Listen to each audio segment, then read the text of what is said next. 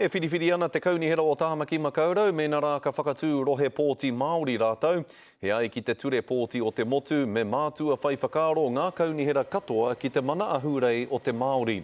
E rua te kau ngā rohe pōti auraki kei roto o Tāmaki i tēnei wā, e tutuki ai te wawata kia tū ngā rohe pōti Māori e rua, me whakakore i ngā rohe pōti auraki e rua, me whai whakaitanga rānei i te kāwanatanga kia tāpiri hia atu ngā rohe pōti e rua anō ki te rua te kau o tēnei wā.